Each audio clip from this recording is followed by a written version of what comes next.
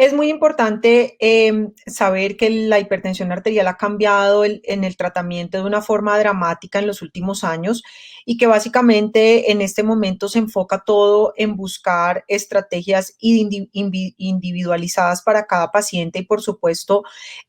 buscar cuáles son las condiciones clínicas de cada paciente para tomar decisiones. Obviamente hay unos lineamientos básicos muy grandes basados en las guías, pero también hay otros muy importantes que tenemos que tener en cuenta. No debemos olvidar que la hipertensión arterial es la primera causa de mortalidad en el mundo y que podemos tener alrededor de 7.5 millones de muertes al año asociadas a la hipertensión, lo cual supera por creces la mortalidad de la pandemia y de otras muchas patologías y enfermedades no transmisibles.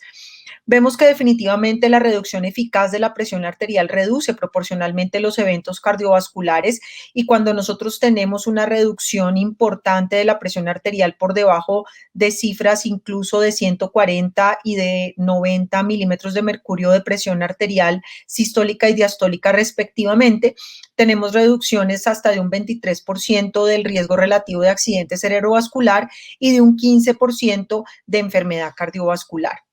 Obviamente, si nosotros logramos disminuir en milímetros de mercurio la presión arterial, especialmente la presión arterial sistólica, vamos a poder reducir eventos cardiovasculares hasta un 20 a un 25%.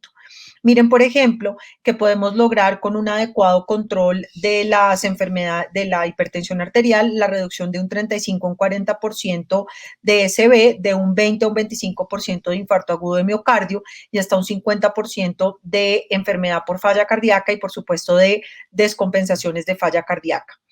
Desafortunadamente, y a pesar de que sabemos que la presión arterial debe estar bien controlada, vemos una gran proporción de pacientes hipertensos con presión arterial no controlada. Y miren, por ejemplo, este porcentaje importante de pacientes que no están controlados en los países industrializados, miren, por ejemplo, en los Estados Unidos, en Canadá, en Inglaterra, con un control definido como una presión arterial menor de 140/90. Realmente el porcentaje de pacientes que están controlados en estos países es muy bajo y si ustedes se imaginan en estos países que tienen gruesos servicios de salud y que por supuesto tienen una población un poco de un nivel de educación más alto que nosotros, como en Inglaterra y Alemania, tenemos proporciones tan bajas de pacientes controlados, pues nosotros tampoco nos alejamos de este escenario. Solo 3 de cada 10 pacientes con hipertensión van a alcanzar nuestras metas de tratamiento que cada día son más estrechas, como lo vamos a ver más adelante.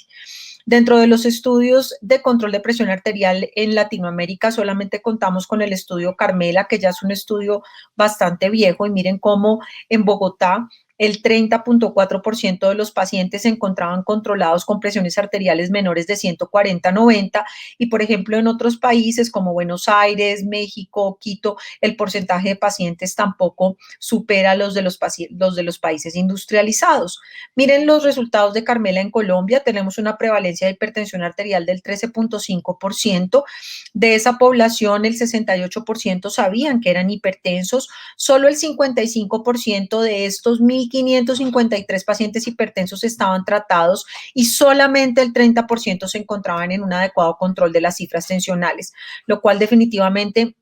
nos demuestra que nosotros no estamos no haciendo correctamente nuestro trabajo, porque eso sería abusivo de mi parte decirlo, pero sí realmente no estamos logrando con nuestro trabajo los objetivos. ¿Qué pasa con respecto a las nuevas guías? Pues se hizo una definición y clasificación diferente de la hipertensión arterial, se cambiaron los cálculos de riesgo y, por supuesto, basados en algunos estudios como el SPRINT que les voy a mostrar más adelante, se evaluaron objetivos terapéuticos un poco más estrictos y nos empezaron a decir cuánto bajar la presión arterial y cómo bajarla. Este es el estudio SPRINT, un estudio ya publicado hace algunos años en el cual miramos cómo se comportaban los pacientes en un tratamiento estandarizado de presión arterial versus un tratamiento intensivo. Es muy importante mencionarles que en este grupo de pacientes el médico podía darle a estos pacientes el medicamento que él quisiera y el número de medicamentos que él quisiera. Tratamos de lograr metas en el grupo intensivo por debajo de 120 milímetros de mercurio y en el grupo estándar por debajo de 140 milímetros de mercurio. Y miren cómo, pese a que el tratamiento fue intensivo, en el grupo de tratamiento intensivo, valga la redundancia, solamente se lograron presiones arteriales promedio de 121 milímetros de mercurio, con más de 2 antihipertensivos, casi 3 antihipertensivos en ese grupo intensivo, y en el grupo estándar, que era menor de 140, solamente se lograron metas hasta 134 milímetros de mercurio, y miren cómo 1.8 antihipertensivos se utilizaron en la mayoría de estos pacientes. Miren qué pasó con la mortalidad. Empezamos a encontrar, y como ustedes saben, en el background de todo este estudio, lo que veíamos era que estos pacientes definitivamente con presiones arteriales de 140, que eran las metas establecidas, no lograban tener realmente objetivos importantes en términos de reducción de la mortalidad. ¿Qué pasó cuando nosotros logramos este tratamiento intensivo en los pacientes? Logramos reducir la mortalidad en una proporción muy importante en el grupo intensivo, 32% comparado con el tratamiento estándar. Eso hizo que las guías cambiaran, y miren cómo esto fue digamos, un motivo de muchísimas burlas en la práctica clínica diaria, y es que de un día para otro aparecimos hipertensos, un montón de pacientes, de nuestros pacientes de la práctica clínica diaria, veíamos hipertensos por todas partes, porque realmente a partir de esos resultados del estudio de SPRINT apareció esta nueva clasificación de hipertensión arterial, digamos, de presión arterial elevada con 120, 129 y menos de 80 milímetros de mercurio. Entonces, realmente, cuando nosotros, que estos pacientes que eran antes clasificados como prehipertensos se volvieron pacientes con presión arterial elevada y con hipertensión arterial estadio 1 entre 130, 139 y 80, 89, empezaron a subir esas metas y realmente nos pusieron el trabajo aún más difícil de lo que teníamos antes. Miren cómo cambió la hipertensión de estadio 1, que antes era 140, 159, 90, 99, a 130, 139, 80, 89. Y ustedes saben que bajar 10 milímetros de mercurio de la presión arterial realmente es muy difícil. Estos son las de las guías europeas. Ellos fueron un poquito menos estrictos, clasificaron como pacientes normales 120, 129, 80, 84, presión arterial normal alta 130, 139, 85, 89 y grado 1 de hipertensión 140, 159 y 90, 99. Posteriormente, respaldado por el SPRINT, como les mencioné, pues se redefine esa meta de hipertensión arterial en las guías 2017 de la AJA y la ACC, y obviamente nos dijeron tenemos que considerar condiciones coexistentes en los pacientes, por ejemplo, pacientes embarazadas, pacientes de raza negra, pacientes con hipertensión arterial sensible, y debíamos elegir ese agente antihipertensivo entre estos 4 grupos de medicamentos: inhibidores de la ECA, bloqueadores de los receptores de angiotensina, bloqueadores de los canales de calcio y diuréticos esencialmente de tipos tiacídicos. ¿Qué pasó en la guía europea? Cuando ustedes se dan cuenta de la guía europea, esta era la guía 2013, miren cómo aquí nos decían, suba este agente simple hasta la full dosis para lograr metas, y si no logra con esta full dosis de monoterapia, empiece a combinar. Afortunadamente, después se dieron cuenta que definitivamente las combinaciones generaban una mayor eficacia antihipertensiva y que realmente no debíamos subir la monoterapia hasta dosis máximas, sino que probablemente estas combinaciones nos iban a generar un mejor resultado, y adicionalmente nos iban a mostrar mayores resultados en términos de eficacia y adherencia al tratamiento. Entonces nos dicen, inicie la combinación con un ARA o un IECA combinado con un calcio antagonista y un diurético. Puede agregar un ARA o un IECA más un calcio antagonista más un diurético si le va a dar triple terapia. Y en el caso de hipertensión arterial resistente, recuerden, cualquier tratamiento, cualquier hipertensión arterial con tratamiento con un ARA o un IECA y un calcio antagonista, cualquiera de los grupos de antihipertensivos a dosis máxima más un diurético tiacídico, es considerada hipertensión arterial resistente. En este caso, considerar los antagonistas de la aldosterona como la espironolactona o la plerrenona. Dejar a los beta bloqueadores en los pacientes, obviamente, que tengan indicaciones muy especiales, como lo hemos hablado varias veces: falla cardíaca, los pacientes posinfarto, los pacientes con fibrilación auricular, los pacientes con hipertensión arterial adrenérgica, como estos jóvenes que tienen hipertensiones adrenérgicas en los monitoreos de presión arterial, y por supuesto algunas pacientes que quieran quedar embarazadas y sean hipertensas. En este paper, que es un paper muy bonito del American College of Cardiology, comparan un poquito las definiciones de las dos sociedades, de la sociedad americana y de la sociedad europea en las dos nuevas guías y nos dicen, mire, ellos en la sociedad americana se fueron un poquito más bajito, en la sociedad europea se fueron un poquito más alto. Definitivamente los target de la sociedad americana son menos de 130-80 para control en los pacientes hipertensos y en el caso de los pacientes de la sociedad europea, menos de 140, obviamente acercándonos más al 130, pero nos dan como ese margen de movimiento. Uno lo que debe hacer pues es seguir la guía que ustedes quieran, pero por supuesto seguirla a cabalidad y cumplir con las definiciones de cada guía. El año pasado recibimos estas guías de la Sociedad Internacional de Hipertensión, en la cual nos plantean un esquema muy similar al de las guías europeas, empezar con un ARA o un IECA más un calcio antagonista,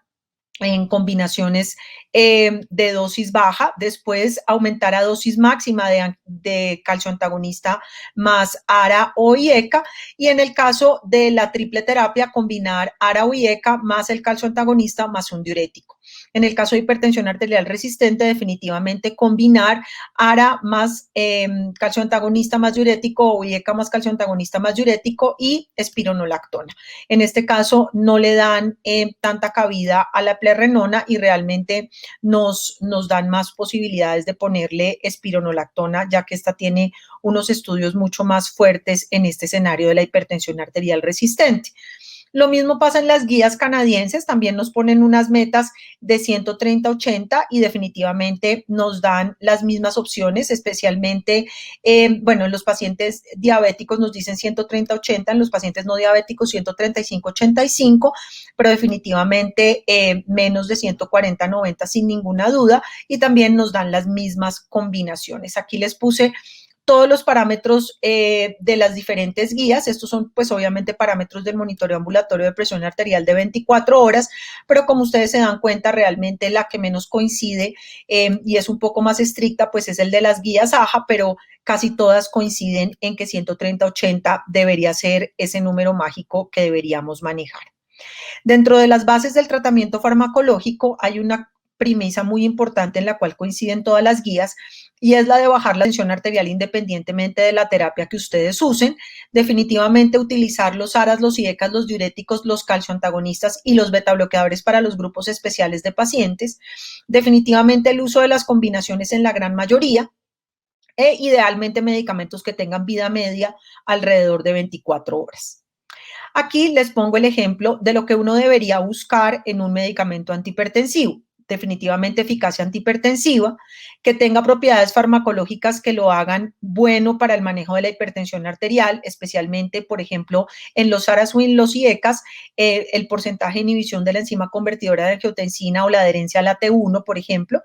El caso de estudios en protección renal, el caso de estudios en protección cardiovascular, la presencia de efectos metabólicos, especialmente en los pacientes obesos. Miren, les pongo, por ejemplo, este ejemplo de los ARA2 en el caso de la eficacia antihipertensiva. En términos de reducción de milímetros de mercurio, pues realmente todos son más o menos igual de eficaces en términos de reducción de milímetros de mercurio de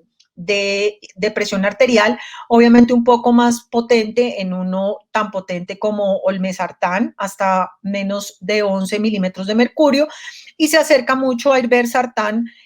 menos 9.9 milímetros de mercurio. Miren, los sartán, que es con lo que nosotros contamos en este momento en el plan obligatorio de salud o con lo que contábamos hasta el año pasado, realmente no era el más potente de todos, pero tampoco era malo y se acercaba a algunos otros que utilizamos. Con respecto a la vida media, miren cómo realmente telmisartán, candesartán superan a valsartán y losartán. Esto es alguna de las razones por las cuales valsartán y losartán deben ser dados 2 veces al día y miren cómo irbesartán y olmesartán pueden llegar a tener una vida media cercana a 15 horas. El que tiene una vida media más larga es telmisartán, llegando a las 24 horas en la mayoría de los casos. Aquí lo que les hablaba, por ejemplo, de características farmacológicas de los ARA2 con respecto a su afinidad por el receptor AT1. Recuerden que ahora está muy de moda el concepto de variabilidad hipertensiva y entre mayor afinidad tenga ese medicamento antihipertensivo por el receptor AT1, pues ese paciente va a tener una menor variabilidad antihipertensiva. Entonces, ustedes pueden, dependiendo de lo que ustedes estén buscando en el tratamiento, va a ser esa variabilidad que ustedes quieren reducir, por ejemplo, o en el caso de tiempo de adherencia a la T1, cuánto ustedes quieren generar de adherencia a la T1. Entonces, por ejemplo, el olmesartán tiene una menor adherencia a la T1, pero tiene un tiempo de adherencia a la T1 mayor. Entonces, ustedes pueden jugar con esos escenarios y obviamente con esto, basado en algunas otras características de los medicamentos, poder tomar decisiones, porque no todos los medicamentos son para todos los pacientes y por supuesto vale la pena los estudios en algunas poblaciones. Sé que ahora más adelante vamos a hablar de algunas poblaciones especiales, pero les menciono, por ejemplo, los estudios en nefropatía diabética de losartán y irbesartán, los estudios posinfarto, enfermedad coronaria y falla cardíaca de valsartán y los estudios en hipertrofia ventricular izquierda de losartán y en falla cardíaca de candesartán. Por ejemplo, diferencias con respecto a los diuréticos tiazídicos. Recuerden que los efectos farmacológicos de los diuréticos tienen efectos a corto plazo, que son efectos entre 2 y 4 semanas de post-tratamiento, los efectos a largo plazo y los efectos post-tratamiento. Es muy importante que por ejemplo, los efectos sobre el gasto cardíaco de los diuréticos van a ser muy a corto plazo, las 2 o 4 primeras semanas, y después realmente estos pacientes van a volver a los valores basales. Con respecto al volumen plasmático pasa algo muy similar, pero por ejemplo, con respecto a la actividad de la renina plasmática, ustedes van a tener un incremento de ella al inicio y a largo plazo, lo cual es bien importante. Disminución de las resistencias periféricas. Recuerden que los diuréticos, especialmente los diuréticos tiazídicos, tienen un incremento transitorio de las resistencias periféricas en las 2 primeras semanas del tratamiento y después en el largo plazo disminución. Y con respecto a la presión arterial, pues estos medicamentos producen reducciones de milímetros de mercurio que se encuentran entre 5 y 8 milímetros de mercurio dependiendo de la eficacia. Aquí tenemos los 3 más frecuentemente usados, clortalidona, hidroclorotiazida e indapamida. Miren la biodisponibilidad. El que tiene una biodisponibilidad muchísimo mayor es indapamida, pero la hidroclorotiazida y la clortalidona están más o menos en el mismo escenario, con una importante unión a proteínas plasmáticas de la clortalidona, lo cual genera que tenga una vida media larga, entre 50 a 60 horas, con un 65% de eliminación renal. La hidroclorotiazida, y esto es parte de su efecto metabólico tan importante, tiene una vida media entre 9 a 10 horas, pero tiene una vida de eliminación renal del 95%, y la indapamida, lo que le da también su metabolismo más neutro desde el punto de vista de la hiponatremia, tiene una vida media de 14 horas, una unión a proteínas plasmáticas del 75%, pero es de metabolismo hepático, con lo cual se reduce un poco el tema de las alteraciones hidroelectrolíticas. Miren, por ejemplo, la respuesta en el mapa de nuestros diuréticos estándar, hidroclorotiazida, que es lo que frecuentemente utilizamos con un medicamento tan potente como la clortalidona en términos de reducción de milímetros de mercurio en pacientes medidos en monitoreos ambulatorios de presión arterial de 24 horas. Como les mencioné al principio, también hay un concepto muy importante que tiene que ver con la variabilidad hipertensiva. Recuerden que ese aumento de la variabilidad hipertensiva produce daño cardíaco, produce daño macrovascular y microvascular, produce daño cerebral, disfunción endotelial y, por supuesto, incremento en la mortalidad. Esto definitivamente, pues vuelvo y les digo, son estudios que se encuentran en curso, que se han hecho durante algunos años. En los últimos 5 años, básicamente, se han sacado varios estudios al respecto de la variabilidad hipertensiva y nos hemos dado cuenta que en la medida en la que nosotros logramos reducir la variabilidad, mejoramos el riesgo cardiovascular de nuestros pacientes. En este escenario, realmente los que más funcionan para disminuir la variabilidad son los medicamentos calcioantagonistas, y es esta una de las principales razones por las cuales han sido incluidos como la segunda línea de tratamiento en el manejo de las terapias combinadas en hipertensión, ya que esta reducción de la variabilidad genera impacto muy positivo sobre la reducción del riesgo cardiovascular. Miren en este metaanálisis cómo se compararon todos los medicamentos y definitivamente los calcioantagonistas fueron los que más lograron disminuir esta variabilidad y restauración de la sensibilidad barorrefleja en los pacientes hipertensos. Con respecto a los beta bloqueadores, sabemos que hay estos grupos de pacientes que se benefician de beta bloqueadores. Esto está ampliamente recomendado en las guías pacientes jóvenes con estados adrenérgicos elevados, por supuesto los pacientes con falla cardíaca y enfermedad coronaria, algunas arritmias cardíacas, y es importante que su combinación con diuréticos tiacídicos, especialmente con hidroclorotiazida, podría llegar a incrementar el riesgo de diabetes, por lo cual idealmente no deberían ser combinados con estos medicamentos. Definitivamente, estudios para terapias combinadas hay muchos. Miren, estos son todos los estudios que había con diferentes tipos de terapias para reducir presiones arteriales y miren cuáles fueron las metas de estos estudios. Realmente no fueron unas metas demasiado, o pues no fueron unas sistólicas demasiado hipotensos, si se puede decir así. Miren que todos están incluso por encima de 130, excepto este estudio ASC, pero miren cómo definitivamente para lograr estas cifras de sistólicas, la mayoría de los pacientes requirieron definitivamente más de un medicamento antihipertensivo. Esto también se demostró y es por esa la recomendación de la guía de que ustedes combinen las terapias más que aumentar la dosis de la monoterapia al máximo como nos dictaban las guías europeas. Y nos dimos cuenta en este metaanálisis de 42 estudios y más de 10,000 pacientes que las combinaciones de dos grupos diferentes de antihipertensivos son 5 veces mejores que duplicar la dosis del mismo medicamento. Entonces, la invitación es a lograr ese sinergismo entre los grupos de medicamentos antihipertensivos para poder lograr una mayor eficacia y, por supuesto, esas metas que, como les mencioné anteriormente, son mucho más estrechas en este momento. Miren que más del 75% de los pacientes definitivamente requirieron múltiples terapias para lograr metas de presión arterial que estaban incluso por fuera de las metas marcadas por las últimas guías de los pacientes. Adicionalmente, tenemos estudios en los cuales demostraron que utilizar las combinaciones fijas mejoraba a los pacientes en persistencia, que es pues realmente cómo los pacientes permanecen durante terapia antihipertensiva y toman sus medicamentos adecuadamente. Y miren cómo definitivamente esos pacientes que toman las combinaciones fijas pues tienen una mejor adherencia y una mejor persistencia a la medicación que los pacientes que toman los medicamentos por separado.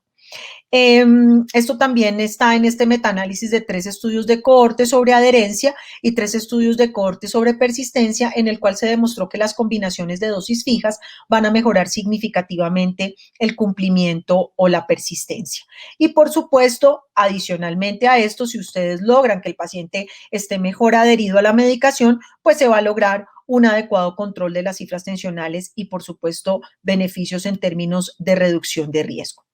Ya para terminar, les dejo mis conclusiones. Definitivamente sabemos que la hipertensión es el principal factor de riesgo cardiovascular y que su tratamiento va a disminuir el riesgo cardiovascular, pero desafortunadamente un porcentaje bajo de los pacientes hipertensos están controlados y que definitivamente controlar la presión arterial independientemente del medicamento utilizado debe ser un objetivo.